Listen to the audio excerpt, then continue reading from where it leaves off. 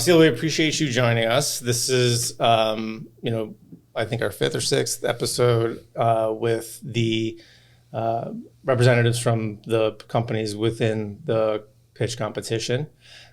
I think it'd be great to get a little bit of a background, and we were kind of talking through it on the way in, kind of coming over from a completely different world. And, there's probably a lot of experience that you took here that's influenced you. And obviously, with what you have in, your vision in the company. So kind of give us a little bit of the rundown. Absolutely. Yeah. So like I was telling you, originally not from Connecticut, but I've been here for 10 years now.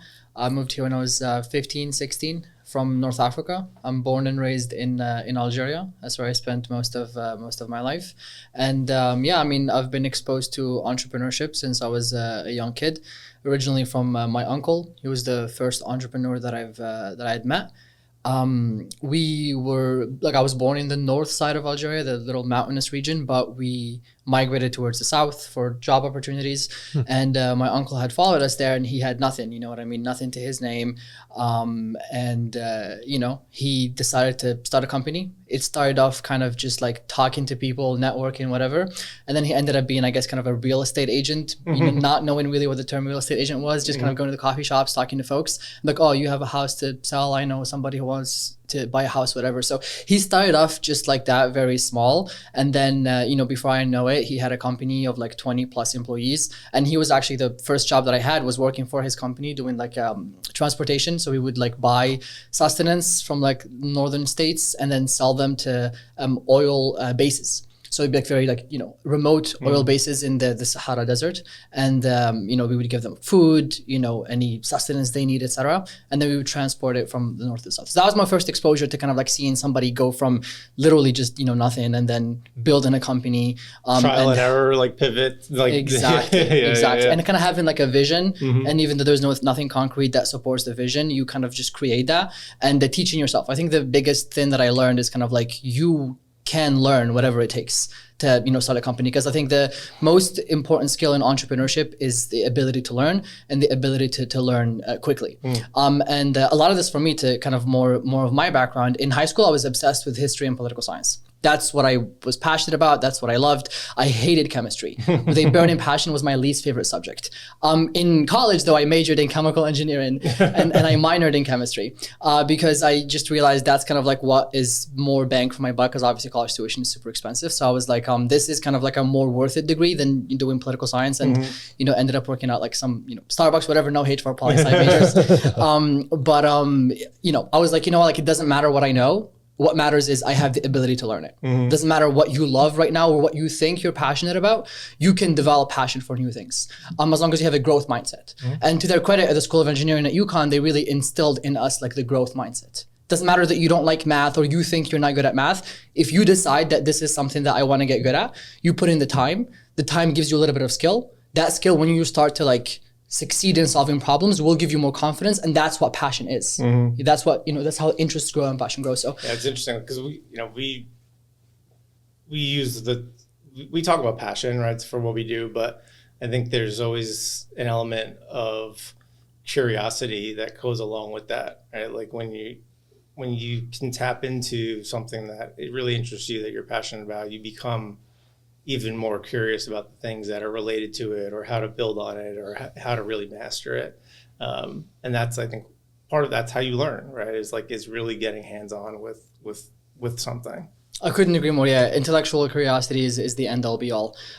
Specifically for like entrepreneurship, like you have to be curious. If you're not, it's almost impossible to learn. Like, 'cause you're basically the accountant, you're the lawyer, you're whatever. And specifically for like our field of work, we work with the patents and intellectual property. And no, how did you go? PatentPlus and AI from chemistry. So let's make that jump. Yeah, absolutely, absolutely. So it starts with, speaking of chemistry, I was studying for my organic chemistry final. Sophomore year of college at UConn.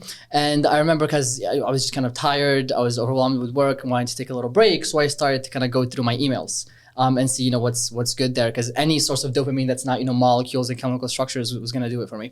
So I go through that and I see a job posting from a company called Alstrom Munkshu, and they were posting for intellectual property specialist. And in the job posting, they're like, we want somebody who's either like a PhD in chemistry or a law student. I'm like, why would you ever put those two things in the same sentence? Like a law student or a chemistry, like that makes no sense.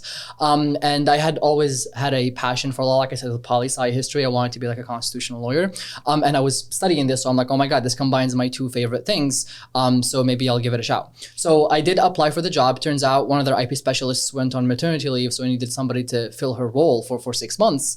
And they were like, yeah, let's get a college student, like a sophomore. Why not? What's the worst that could happen? So I go into, and I had absolutely no idea what patents were. Wasn't very familiar with the concept, whatever, but I had, a lot of confidence and willingness to learn and the growth mindset. I was like, if I can learn organic chemistry, like I can learn anything I want. So I go into it. I remember memorizing the Wikipedia page of the company to kind of like do better in the interview, whatever, and talk to them, whatever, impress them, etc. I decided to take a gamble on me, and that's where I learned all of the ABCs of patent searching, because I was involved from the R&D cycle, like talking to inventors and getting them to improve their invention disclosures, talk about their inventions, etc., all the way to patent prosecution, patent drafting, litigation work, opposition work, giving instructions to attorneys to help them kind of argue why this patent should be granted or that patent should be invalidated. So that was kind of like the exposure. It's a passion for law, debate, etc., and being in chemical engineering, and then getting the internship. And I did the internship for, I think it was initially 6 months, and then I did another 2 months. So it was a co-op, and credit to the School of Engineering, they were very flexible. So I maintained my full-time student status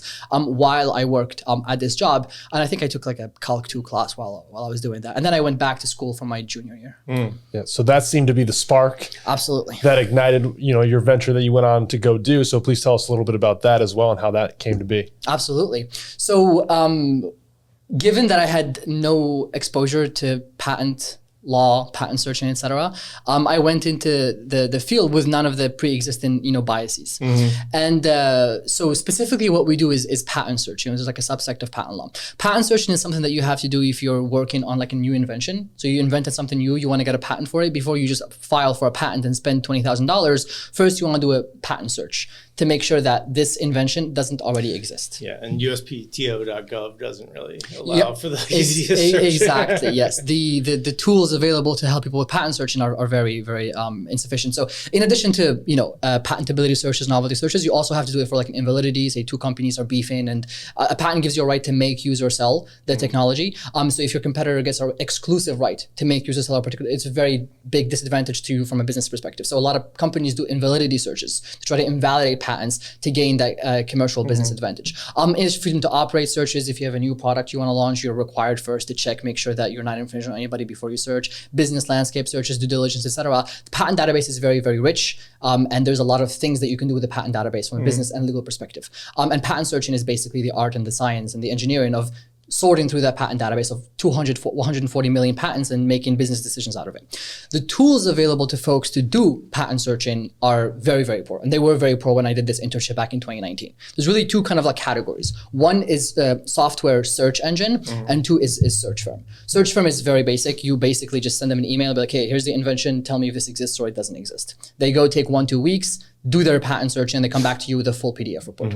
The search engine is something that helps you perform the search. You being either the inventor, the attorney, the IP specialist, whatever it is. And yes, US public pair is an example. USPTO public pair is an example of a patent search, but obviously it's very poor. So there's a lot of search engines that use AI, use whatever, machine learning, keyword searching, Boolean operators, etc., to help you perform the patent search. So back then, though, in 2019, 2020, they were not very good. And we're like, well, we want to give the industry like another option of a better search engine that helps them search, that takes less time for you to search their patents, takes less time for you to read patents, takes less time for you to kind of make business decisions out of patents. And we, I say we, me and my co-founder, Jake Winter, our CTO, decided that we can just have a go at this and build a search engine that can help folks search faster and better. This was in 2021, 2020, when we started doing this. In 2022, we had a soft launch of our patent search engine that again helps you search, holds your hands, has some AI features that make the job easier for you. But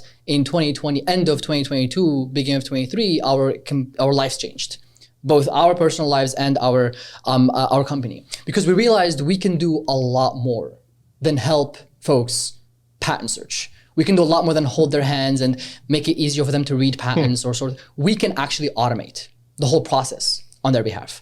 So just like that search firm, you give them a work order and they go take 1-2 weeks, do it for you and come back. They're having 30 people just compile Right, their yeah. searches, right? We can now do that with artificial intelligence. So instead of having a search engine that helps people search, we can automate the search process. So people just order a search from us, and just like a search firm, our systems will perform the patent search on their behalf and come back to them with the ready-made results. The same PDF that you get from a search firm, you can get from our company. You don't have to search yourself. You don't have to outsource. You automate with artificial intelligence. Wow.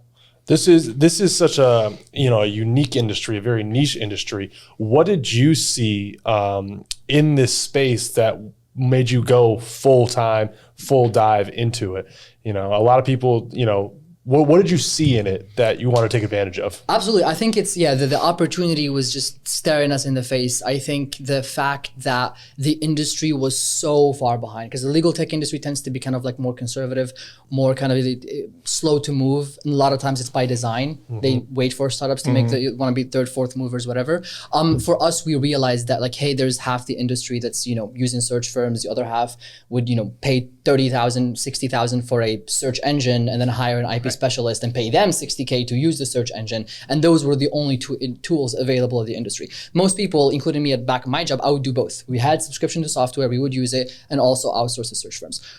The opportunity for us was just very hard to ignore and very hard to resist, because we were like, we can literally automate this on behalf of folks, so they don't have to search and they don't have to outsource. And there is not one company in the world that is even attempting to do this. All the big players in the industry, the ones that build the search engines, were using artificial intelligence to make their systems more efficient, to make it easier for humans to search. And that was, they were pouring millions of dollars into R&D to make their systems more efficient. They didn't realize that AI can do a lot more than help you. It can do it on your behalf. It was just us doing this back in 2022, 2023. So we're like, we have to take full advantage of this. And that's why we decided to kind of like do it full time after graduation. Wow. Is it a managed service? Is it a platform? Is it a PaaS or SaaS at this point? Great question. So the answer is really all the above, because we're kind of like defining a new category. In addition to being innovative in the R&D, we had to be innovative with the business model as well, because we function essentially both as a search firm and as a search software. Right. With the search firm perspective, a lot of my clients, lawyers, would just hit me up and they're like, here's the patent that we want to invalidate. Yep. I go use our system, do the search, get back them those. For all intents and purposes, we're a search firm, it's a paper project. But our actual business model is classic B2B SaaS. If you're a large company, you do 200 patentabilities per year, you subscribe to our systems for whatever fee, depending on what tier you want, and we will do all of your patentabilities for that year. And essentially, it's a platform. You log into the platform, you submit your invention, and then you go do something more important with your time. And then 5-6 hours later, you come back and the report is done, and then you just download the PDF or you access it on the web app. So you have the classic B2B SaaS and the paper use. But then we had to innovate a hybrid business model to get more recurring revenue and capitalize out of all the folks that are used to using search firms, which basically is a discount. So they pay us a yearly subscription, say $5,000 per year, and they get a 50% discount on all our services. So instead of paying $2,000 for an invalidity, they would pay $1,000. Yep. Instead of paying $500 for a patentability, they would pay $250. And to get this 50% discount, they just subscribe to our system for $5K per year, or whatever the number is. Oh, wow. And what kind of data sources do you use to compile all this?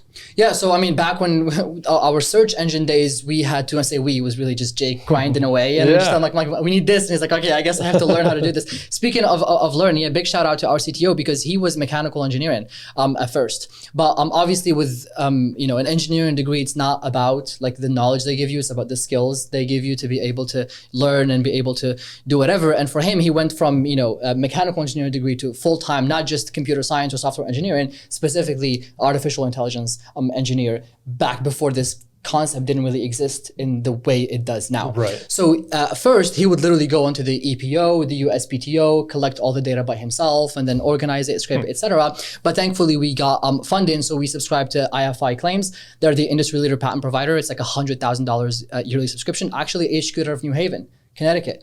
They take care of all of that on our behalf. They give us all the ready-made, organized patent data, and then we just use that to search. Wow.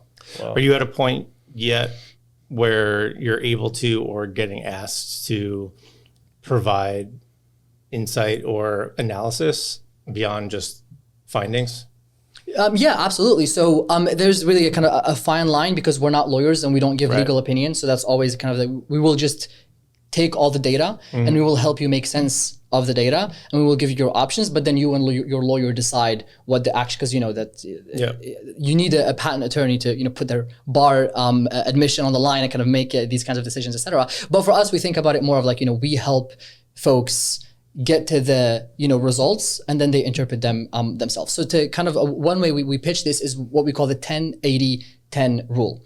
Patent searching, if you're using a search engine, which is again, it's still the default way people patent search, right? They pay $80,000 for software search engine, they log in and they search themselves. What does that look like? You have a search box, you put in some keywords, some sentences, some paragraphs, and you get like 100,000 results. Each result is a 50-page long document, dense with technical literature and legal jargon, sometimes by default, because lawyers are a little bit of sociopaths. And you have to sort through those 50-page documents like one at a time and make conclusions out of them. You go back, you iterate on your query, narrow it down. Now it's 50K results, 30K results, 10K results, and you keep doing that process iteratively. You search, you make conclusions, you iterate, you do that iteratively like 50 whatever times until you get to your top 10 patents. What we tell our clients is, instead of doing all of this, you should be focusing on the initial 10% of the project and the final 10% of the project. And you let AI do 80% of the work. What that means is the first 10% is the strategy making. If you're invalidating a patent, tell me what are the elements that you want to invalidate? What are the limitations that are most important? What are the claims that you want us to focus on? You set the strategy, what needs to be targeted. And then AI takes over and does 80% of the work. It will do that search, iterate, read patents, 50 pages or 100 pages or whatever, and then it will give you the results, and then you finally jump in at the final 10%, which is making IP decisions. Given these results, do I want to proceed with invalidity? Do I want to proceed with filing for a patent application or whatever the particular parameters of the search was? So that's why and this kind of like highlights the strengths of humans, which are decision making, strategic thinking, abstract thinking, things that AI will never be better than humans at doing. But the nitty gritty of reading 50 pages and not making sure not to miss a single word, sentence, or line, AI is better than humans at that. So for us, it's not a question of efficiency or doing it faster or doing it quicker. For us, it's a question of quality. Humans will never ever be able to perform patent searching as good as our artificial intelligence system, because it's processing 100 million patents and finding that one needle in a haystack is a job inherently that highlights the weaknesses of humans. You're gonna control F through the PDF, you're gonna miss a word there, you're gonna be tired, you're gonna be bored, you have to pick up your kids from daycare, whatever. Our systems can search hours on end, days on end, without taking a break. Dependent on the accuracy of a Boolean search string or something like that. Exactly. So for us, they will always pay attention. They will always be relentless. They will never get tired, and they will continue searching until they find the best patent, and then they let you make the decisions on what to do with that answers and those data. From a current sort of market traction, what does that look like? How many subscribers?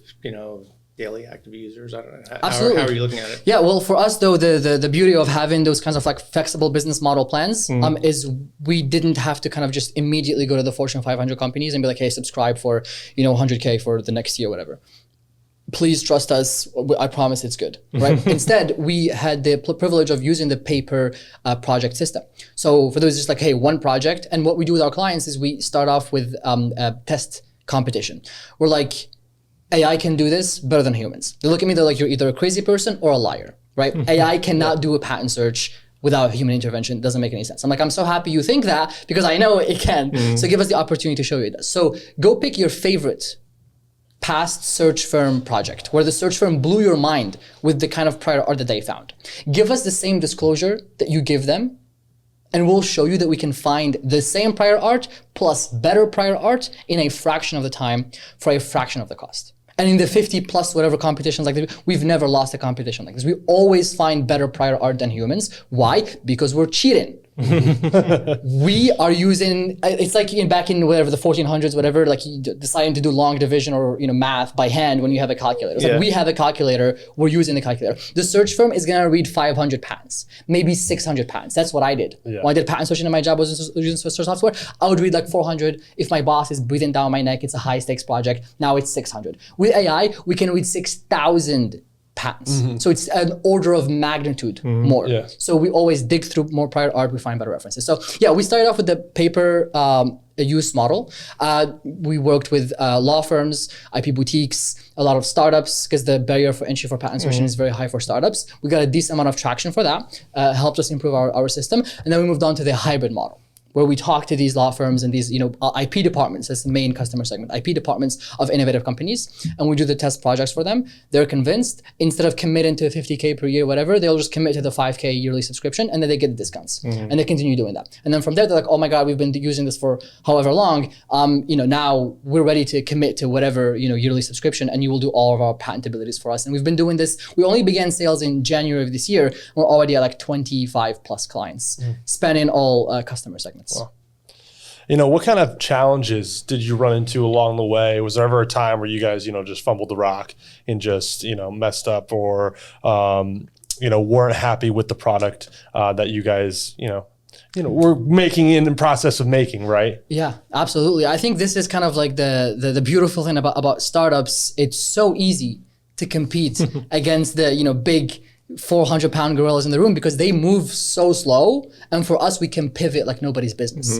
We can go from this to this, make very quick decisions, and then iterate. Try this, iterate, try this, iterate. Yeah. So I think the best example for this is back during our search engine days. We were trying to compete against these companies, and we were doing a good job. Like, hey, we can find better prior art than them. We would subscribe to them, compare their results versus ours. But it wasn't still good enough. And whatever 6-month advantage we had, they were eventually going to catch up to that, because they have 10 times the human resources and the budget.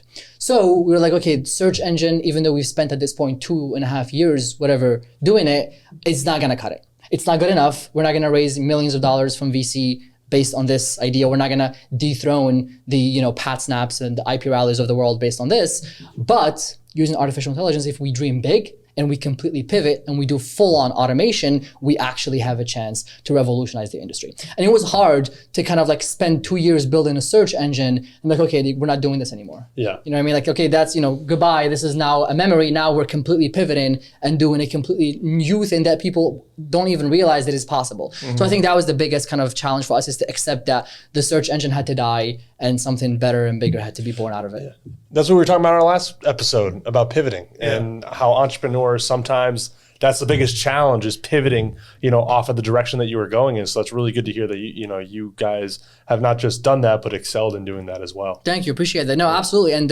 without the pivot, we wouldn't have been able to get to where we are today. We would have been able to get that modest revenue to prove to VCs and clients that we can do this, and then get the money with, because there's like 20 different search engines out there, but there wasn't any automated patent search tool. So the pivot was necessary, and it was hard at first because we had spent so much time, but then we looked at, the cards that we were dealt were like, it's a no-brainer. Given what we're talking about, the topic, have you been able to carve your own moat with this and protect those search engines from using AI? Right. Well, ironically, we don't have a patent, and we will never have a patent because within our industry and how our systems work, like I said, our deliverable can be a PDF report. So if we just get a patent and publicly disclose to everybody how how the sausage is made, they can just replicate it, make a PDF report of their own, and we would never know whether they, So upon the advice of counsel and everything, we're going based on trade secrets. That's how we're protecting our information. Nobody knows about it because nobody needs to know about it. So that's how we're protecting it. The competitors are using AI, and they have been using AI for a very long time. The problem is they're using AI to make the search more efficient, to help humans read patents faster, to help humans iterate the search. Still, it will take them like 4 or 5 years to not only realize that, yes, AI can do all of this without human intervention, and actually build the systems capable of performing that, because we had to deal with hallucinations, we had to deal with pulling up because you have to find the right patents and then re-rank them to find actually out of these 100, which are the top 5 that are actually beyond just relevant, but they are, invalidating or anticipating novelty, etc. So I think the 4 or 5 years of R&D that we've been doing is going to be very hard for them to catch up, especially when our progress is like, the second derivative is very steep, because as a startup, we can continuously iterate. So the product that we have today is not what we had a month ago, because that kind of philosophy of pivoting fast and whatever technology drops, we immediately employ it into our systems, is something that the big corporations cannot, compete with by definition, because they're so slow, etc. They will wait for us to show them that it's possible, and then they will try to adopt. So that by definition, they will always be playing catch up. In terms of once you get them to switch, right? Like if you can maintain that competitive advantage long enough for them to use you versus their prior services, and then keep innovating, then it's just a matter of retention. Yeah, and at the risk of sounding a little bit cocky, I don't even consider the search engines competition. Like these companies that net in 1 billion per year, it's like they're a different product, right? We tell our clients, keep your search software subscription for your browsing of the patent database, looking at patent families. You're curious about an idea, whatever. Keep it. We're not in the business of helping you browse the patent database. We're in the business of performing invalidity searches and FTO searches and patentability searches on your behalf. So if you need a project to be done, use us. If you just want to have a subscription to search whatever, you can have those software search engines. In terms of actual competition of people who are trying to also automate the patent search process like we are, there's really one company that has the right vision. I mean, I was doing some math, right? And it's like 50, 60,000 patent searches a day globally. So, yeah. I mean, not all of those are for the purpose of what you're talking about, but I mean, the market size to start to encroach on is certainly there. It's absurd. I mean, even if you just look at patentabilities, in the US alone, you have 300,000, 600K patent applications per year, and all of those require patent searching at some point, if not multiple. Exactly, and those are the ones that make it into a patent application. Right. You know what I mean? There's a lot of IP departments, like out of every 4 inventions, one of them actually goes to a patent. The other 3 is like, oh, it's not good enough right now. It needs to be more innovative. It needs to do more business commercial investigation to see if it's worth it or not worth it. So I think it's market is massive, and to be able to automate that patent search, I think is an absolutely insane opportunity. Specifically, I think in terms of long vision for us, it's not just selling to startups, law firms, IP boutiques, IP departments of large companies. For us, the long vision is to automate the searching of the PTO, of the patent search office in the US and every country globally. Right? Why? Because that concept I explained earlier about the 10-80-10 rule applies to patent examiners more than anybody. Because what do patent examiners do? They get the application, they design a strategy around it, and then they iteratively search the patent database ad nauseum until they find the best prior art, and then they make a decision on whether they reject or accept the patent.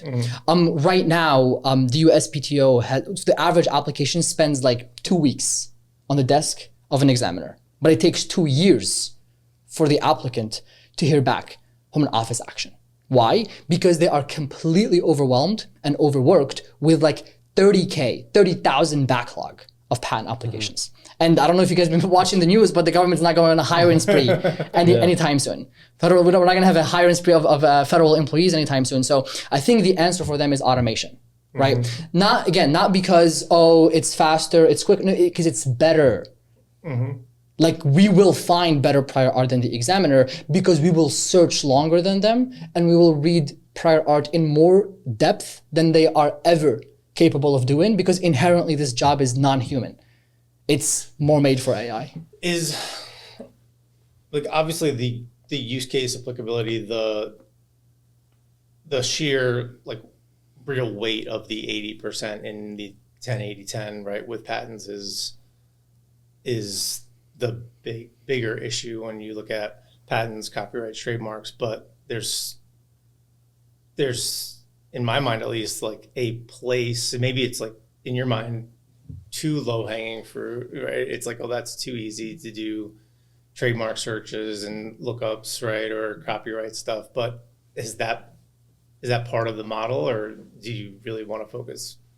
Or is it focus only patents, right? Yeah, we've been asked the same question with trademarks as well as patent drafting. Hey, you're very good at finding the prior art. Clearly, the system really understands the structure of the patent, etc. Are you going to offer patent drafting services? And it's regardless of whether we can or cannot build this, for us, we are beyond laser focused on patent searching. We are obsessed with patent searching, and we have been obsessed with this problem and with this particular solution to this problem for years. So instead of trying to do everything, we want to be the best in the world, undisputed at patent searching. So that's what we're focused on right now. I think a big reason why we are maybe 3-4 years ahead of the industry in terms of capabilities of patent searching is because we don't do anything else. And we don't want to do anything else because we want to focus specifically on this. Yeah. The companies, they will help you. They will do landscapes. They will do drafting. They will do this, that, and the other. They will help you browse. They will help you whatever. No, we will specifically search and do that 80% that you talked about, and we will be the best in the world at doing that 80%. Yeah, 'cause I mean, my mind went to sort of the protection side, or and it's almost like this the premium subscription model is there's something automated that's constantly running, right? And it's almost like a daily report of like potential applications that are encroaching, right? Or just like even just a litmus of what's going on in the market that's closely situated to your product or your business. When you were telling your story, I spent time in a cubicle looking up it was trademarks, not patents, but interned at World Wrestling Entertainment, and every single day, every single piece of creative and every persona's name and likeness and every tagline and everything that went on a piece was like like who's using it? Can we have some protection over it? I just sat there fucking going through trademark registration. So that's where I was going. No, it's absurd. And it's only going to go worse. Speaking of the USPTO and their backlog, like that's the problem right now. People are using AI to draft patents. People are using AI to invent, right? Like there are literally labs that are using artificial intelligence to invent, both from like a literal perspective where it's like robotics doing scientific experiments, as well as from a software perspective and AI doing a bunch of different data configurations and finding patterns that people are using AI to invent and to draft patent and to file patents. So that backlog of applications that is completely overwhelming every PTO office in the world is only going to get significantly worse. And the only answer for examiners is to automate the search component. Like, yes, still decide the strategy, i.e. the 10% of the search and what are the elements you need to focus on, because we don't want to replace that. Humans will always be better at that. You will still always make the decision of whether to grant or to reject or etc. A human needs to make that decision. But the nitty gritty, dirty work, the tedious work in between, AI is better than you at doing it. So we think that that's the answer for the industry, and specifically for governments, because otherwise, like, how will they continue? People are like, oh, how could you automate the PTO? I think the better answer is how could they continue to function without automation? Like, it is literally like a problem that has no other solution for them, all into triple their workforce, which they're not going to do, right. Or adopt automation, and specifically restricted to that 80%, and let the examiners focus on what they're good at, what they're not replaceable in, which is the decision making and the strategizing. Well, so what's your what's your year-end goal, or your next 12 months? Like, what are the milestones you're trying to get to? Absolutely. So for us, it's sales. Absolutely. We've spent too much time kind of obsessing over R&D, and that's one thing that it took us a while to learn. And eventually we learned is the product gets better by performance. Like iron sharpens iron. You know what I mean? Like you don't just sit in the lab and try to make it better every day, and then just kind of closed loop little echo chamber between you and your co-founder, trying to see, oh, maybe this, maybe that, maybe we can make it better this. No. You go to clients and you see their problems and you solve their problems, and you fail and you do it again, and you fail quickly and you learn from your failures, and then you improve. So for us, it's making because I think right now, even though again we're by far the best in the world at performing the patent search, the product is like maybe 10 to 20% of what it could be. The vision is for it to be significantly better. But I would love nothing more than to just do R&D for the rest of time, because that's what I really enjoy.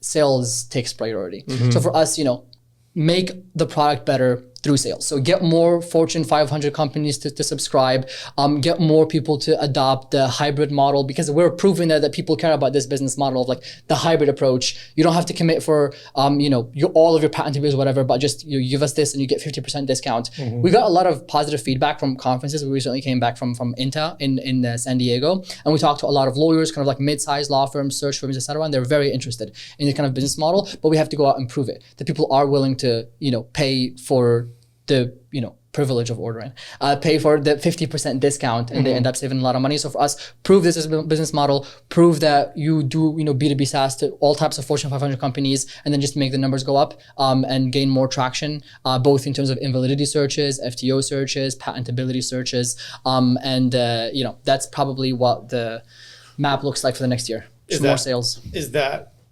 like to go a Fortune 500 versus the IP focused law firms? There's a absolutely. I think the best customer segment is by far the IP departments, because the IP departments are the largest producers of intellectual property, like the big Fortune 500, because they're doing like 400 inventions per year. So no matter how many startups you work with, or search firms for that matter, or even law firms, nobody's going to have as many patentability search, as much business as IP departments. And for us, I think we have a very interesting proposition to them that nobody else can offer, which is to literally give them unlimited patentability searches. A search firm will never be able to offer you that. A search engine cannot, because you have to use the search engine. For us, we're like, don't worry about budgets, don't worry about ordering searches, don't worry about having your 3, 4, or 5 IP specialists grinding away at patent searching when they have more important things to do with their time.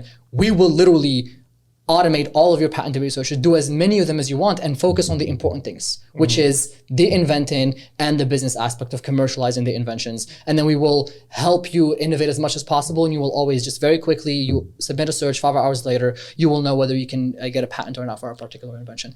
Having said that, we also want to work with law firms and search firms because we will learn a lot from them. The search firms I was mentioning earlier, like you probably get a broader variety of types of projects. Absolutely. And the search firms, for example, technically they're a competitor, right? Because we're selling the same services, right? They do patent searching, we do patent search, but they're our favorite customer segment because we automate their jobs. And the smart ones realize that, oh my God, AI is way better than me at doing this. We basically charge them like $200 for a search, and they can surcharge their clients. Their customers catch on. Exactly. Let them do that. Exactly. And it helps them kind of like focus more on sales, focus more on getting clients, focus more on not rejecting projects or delivering in 2 days instead of 2 weeks. And they basically do that 10-80-10 rule. Right? The patent search, they will decide this is what the strategy looks like, this is what decision, maybe I run a second search, maybe I try a different iteration, whatever. And they are adopting the 10-80-10 rule more than anybody else. So, and they give us so much feedback. They give us, because they're nerds about patent searching, just like us. And they've been obsessing for it for far more years than us. So they're always like, oh my God, AI can do this. We're like, yes, it can. Like, can it do this? I'm like, I never thought about it. Let's try it. Let's find out. And then we build it for them. And that's what I was talking about R&D through sales, is from the feedback that we get, we go back to the shop and we cook up whatever people want. And then we're like, hey, do you like this now? And they're like, oh my God, it's great. So I think that's, the answer for that. Yeah, my mind's going through publicly traded companies' financial reports to see what they have allocated for litigation.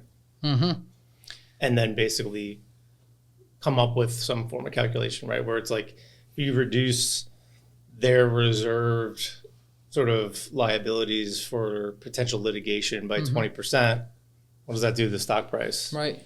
That's so you look at like, what's the impact when you're selling to those folks, right? Because the IP department may be, well, you're going to replace us. So, but C-suite, CFO, CEO are going to be the ones that are going to be like, yeah. And we're also going to be able to have a cleaner operations and better financials.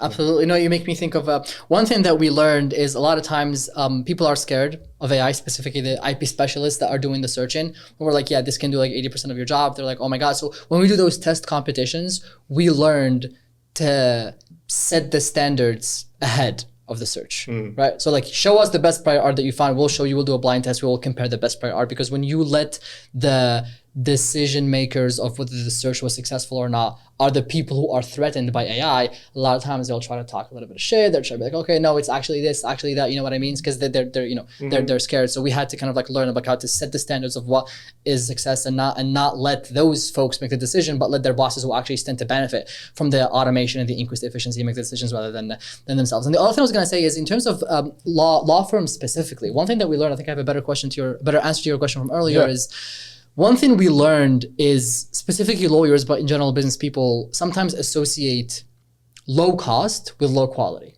right? So I had a client from Germany once ordering a freedom to operate search. And they're used to paying like $10,000 for the FTO. Because for them, it's like $1 million, $2 million kind of like high stakes process. So they will spend whatever to find that one prior art that, changes the whole ball game. So for them, it's like they don't even care how much it costs. They just want good quality. And for us, we're like, oh yeah, we're a startup. We have to compete. So we're going to, charge them a very low cost. And that's how they're going to love us. And they're going to, give us all their business. So he ghosted me. Right, I was like, here's like, I think I quoted him like 1,000 or whatever, and he ghosted. He's like, oh, okay, so you're garbage, right? Your product is not good. And then I had to follow up and be like, oh no, bro, it was literally just a one-time offer. It was just an introductory offer. That's why it's so cheap, etc. We realized that for them, two things. One, they don't care about cost. They care about the two other value props, right? How quickly can you do it? Because this is a present matter. Most importantly, how good is the quality? Will you find the prior art that these other 3 search firms I used didn't find? And the second thing is a lot of times they don't care about the cost because their client pays for the searching. I told the lawyer about, hey, well, there's this hybrid model where you give me, $5K per year and you get 50%. He's like, I don't care. He's like, whatever you charge me, the client is going to pay for it. Yeah. So I don't care. Just do a good job. So we had to kind of like learn, iterate. The pitch changes depending on what customer segment you're talking to. And you have to kind of balance out low cost versus high quality and charge for value. Don't charge for what you think, people are willing or willing not to pay. You just said that you had a client in Germany. Do you guys have a lot of international business, international outreach? Absolutely, yeah. We have clients from Australia to California, the long way, not through the Pacific Ocean, the Atlantic Ocean, yeah. And because obviously patent searching is a global industry, it is concentrated in Europe and America. That's where all IP inventions are, etc. But yeah, we went to a conference, IP Service World, last November. And I remember I had applied to that conference so late because we were still kind of just getting traction, etc. And I was, this was almost a year ago, I'm begging them for startup discounts. I'm like, hey, it's our first time, please, whatever, trying to vibe with the lady that was the decision maker. And then she agreed. She gave us a really low offer we didn't go with any booth, no speak and slot. We just went and I just kind of like floated around talking to folks, explaining to them automation. And then fast forward, now we're going back again to the same conference this year, and we're like a silver supporter, 40-minute speech, having a massive booth to talk to folks. So that has been kind of like a good kind of like 180 turn. Like, hey, you bet on us, and the bet paid off, and now we're back with more money for you. So that has been nice. But that's how we got a lot of our international clients through conferences.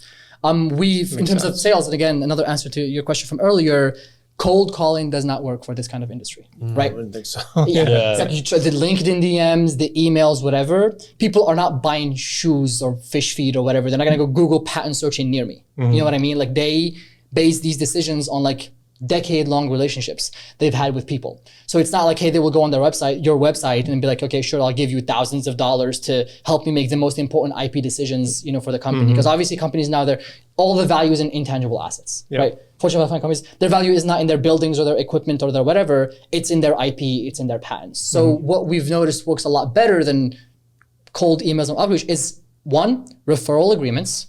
So we have agreements with folks. You get whatever 20% commission on anybody that you introduce to us. So we leverage people's 20 whatever year-long relationships instead of having to start another 10 and make sales 10 years from now. We leverage the existing relationships of people in our network. And we give them the monetary incentive. And two, most importantly, is conferences. We get that face time with folks. And we talk to them, we explain, the solution and the extent of AI capabilities, and then, we make them feel more comfortable, understand everything. And now, obviously, we offer them that first free test project of, give me your best search reporter you've ever seen. I'll show you that I can do that in significantly less time and significantly higher quality. If there's a Fortune 500 company that you would want to work with, what's your dream company? Great question.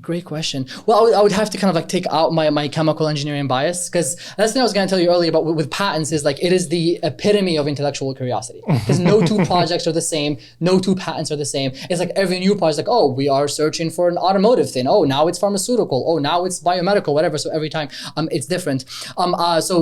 Probably something more, chemistry, chemical engineering related. Balance that with just the size of the business. So for example, IBM, and we've worked with them to an extent over the last year. Probably the bigger ones that have a lot of patentabilities.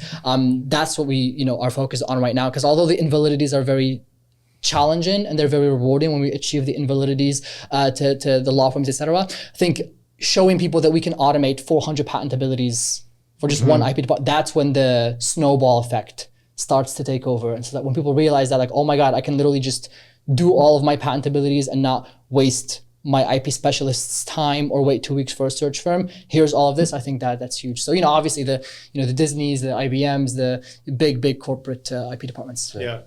I do think like some visualization of the head-to-head, right? And like in different categories, like it's always gonna be referrals. It's always, but like showing that the old way is flawed, right? And like, and then if it's white papers or you kind of are seeding out like successful searches, right? And like kind of telling that story. I think that's where you're going to get people to take notice outside of like, okay, I'm in the mindset, I'm going to a conference to explore what services are out there. Yeah. And you have to think some of the AI is not the enemy. Well, first of all, the cat's out of the bag. AI is here to stay. Like, I don't care what kind of legislations they have in Europe to kind of like nuke AI and innovation. Like it is here to stay. And it's only going to be a bigger part of our life moving forward. So it's like you either, jump on the train or it's going to run you over. We've embraced it. I mean, we're building our own AI tools. Beautiful. Beautiful, yeah. No, so that the first thing is you have to make them realize that like it's here to stay, right? There's no two ways. Second thing is your competitors are using it, right? Your competitors are automating, right? And you are at I went to a conference in San Jose, and one of the speakers there said something that resonated with me a lot. I wish I was the person to come up with this quote, but he was like, in a couple of years, it will be legal malpractice not to use AI, right? When AI is so much better than all the other, tools, and your competitors' lawyers are using AI to find better prior art, whatever, but you're not, that's malpractice. Like you're doing your clients a disservice by using the lower quality tools when you can increase the quality by so much. You know what I mean? So, and then the other thing is you have to make them understand that this just, it makes your job more efficient. So if you have a particular budget, pie chart of 100%, instead of spending this much on that, on patent searching, whatever, through search firms and search software, you cut that by using artificial intelligence, and it will free up your budget to do a lot more with your time. You know what I mean? So it's we're not replacing humans. They will always have more work to do, and their skills will always be used. Like for example, the age-old example of bank tellers, right? When we got ATMs, everybody thought that bank tellers are going to lose their jobs, right? Because you can automate this, so we don't know. But no, after that, the population of bank tellers actually increased after the introduction of ATMs because they have more things to do because the entire economy grew as a result of innovation. So innovation does not kill jobs. Automation does not kill jobs. Yeah, there's different elements that killed the bank tellers, but it wasn't the ATMs. right. But I was going to say, automation, it creates better jobs for humans. And when you are doing more innovation, there will be more patents to be filed, more searches to be done. So you will have more opportunities to do that 10% initially and that 10% finally. So if anything, automation creates more jobs and more interesting jobs to folks, right? Because you ask any patent searcher, they would rather focus on the strategy than digging through 100 references to find 2 relevant ones. You know what I mean? So giving them more opportunity to focus on the more fun, more human aspects of their job of strategizing and decision making is better than doing 100. I mean, it's the only way. It's the only way forward. We've been talking about it here too. Like, with shifts in services and the commoditization of some of what we do, right? The value still is in the original human thought, and then the human brilliance. That's the filter on the other side, right? It's the two bookends of 10%. Absolutely. It's about how you use it. I remember back in high school, I was, speaking of intellectual curiosity, picking a college major was like the hardest decision I ever had to make, right? Because I was interested in like everything. I'm like, okay, I like this, so it was very hard for me to pick. I was talking to a mentor of mine. I'm like, what do you think? He's like, don't worry about what you're going to learn. He's like, college is about learning how to learn, right? So it's like learning how to use tools better, learning how to absorb information and then put it into practice. I think that the same thing applies here. It's about using artificial intelligence appropriately. Like, I'm sure you've heard this quote before, but like AI is not going to take your job. A person using AI is going to take your job. You know what I mean? So I think embracing the technology and learning how to use it, learning what tools are available out there and how to leverage each one is what people should be focused on, not, living under a rock. Did you get what was the valuation with the first round? 3.5M. Wow. So LexisNexis, Westlaw, comes to you and offers you, I'm trying to do some math here, And Mark Cuban 85. Yeah. So I think for that You is say thank you. for, You right? move on to the next, or what? I think I can answer the question in two parts. First of all, for us, it's like we do realize that we are in the value creation business. So we want to create very, very good autonomous patent search system, because there is still so much resistance in the industry of like, oh, AI can't do this, blah, blah, blah. And we're like, no, it can. We will prove to you. It will only get better, et cetera, et cetera. So I think it's not just about building companies, it's about building value and getting value to clients.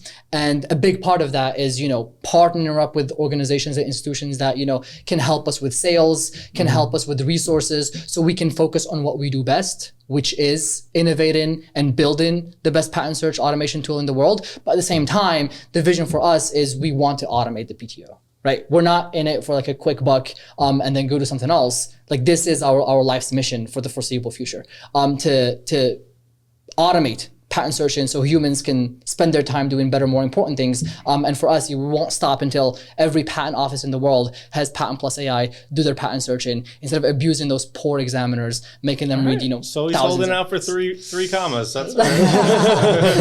Well, don't mind if I do. Well, thank you. Any thoughts on the sort of the CCEI program, and any good resources or something that you would recommend to an aspiring entrepreneur?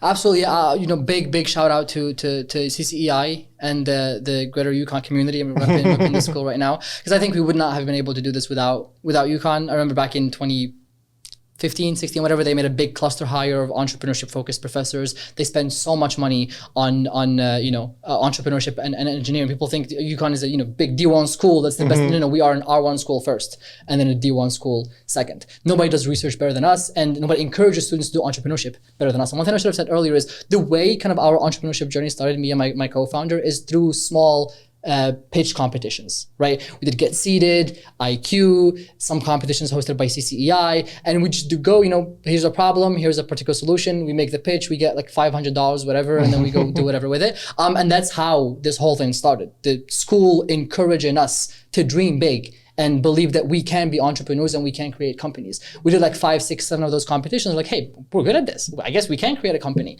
And that eventually turned into PatentPlus AI was also born out of a business case competition hosted by KPMG on the UConn campus. And then we did that. We represented UConn in Dallas. We won the next round, et cetera. And they were like, oh my God, we actually have a company in our hands. So I think big shout out to UConn. And for college students, like go to the pitch case competitions, go to the hackathons, dream big. And the worst thing that you can do is fail. Failure is synonymous, exactly. Yeah. Learning. Failure and learning are two sides of the same coin. So fail fast and fail, often. Well, thank you. Pleasure. Thank you so much for having me. Appreciate it. Appreciate it, of course.